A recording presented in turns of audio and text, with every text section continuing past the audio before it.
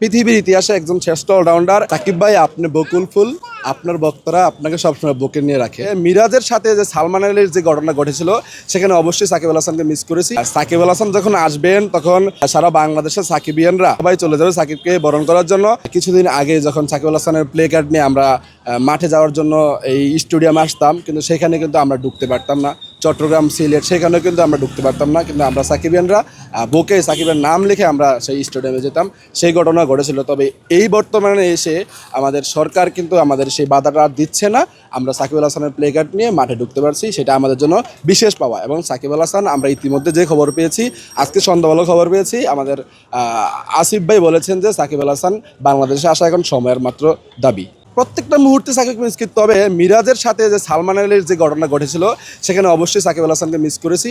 সাকিব আল হাসান 2023 সালে শ্রীলঙ্কার সাথে যে টাইম আউটের ঘটনা ঘটেছিল, সেই টাইম আউটের ঘটনা এখন পুনরাবৃত্তি ঘটেছে। তবে যেটা এখন অবস্ট্রাক্টিং দ্য ফিল্ড সেটা হলো সালমানের আগার মিরাজকে বাধা দিয়েছে। সেই কারণে যদি মিরাজ রান আউট না করতো সেই ক্ষেত্রে সালমানের আগার আউট হতো। মিরাজ তো সবসময় বলে আমাদের অনুপ্রেরণা সাকিব আল হাসান। শুধু মিরাজ না, বাংলাদেশের ক্রিকেটের প্রায় 90% ক্রিকেটারই বলে যে আমাদের অনুপ্রেরণার নাম সাকিব আল হাসান। আজকে মিরাজ যে ঘটনা ঘটাতে পেরেছে, সবাই যে এই ঘটনার দাঁড়াতে পেরেছে সেটা সাকিব আল হাসান থেকে পেয়েছে। সাকিব আল হাসান যখন আসবেন তখন সারা বাংলাদেশের সাকিবিয়ানরা তাকে আনার জন্য, যদি মিরপুর দিয়ে আসে, মিরপুরে সবাই চলে যাবে সাকিবকে বরণ করার জন্য।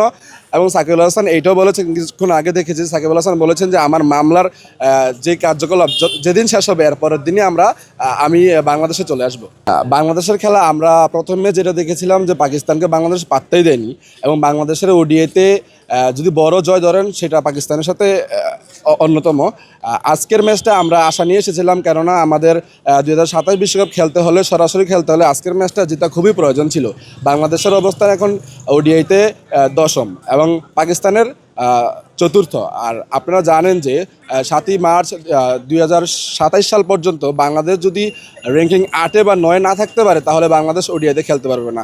সেই কারণে আজকের ম্যাচটা খুবই গুরুত্বপূর্ণ ছিল। তবে আজকের ম্যাচে বাংলাদেশ যে খেলাটা খেলেছে সেটা কখনোই কাম্য নয়।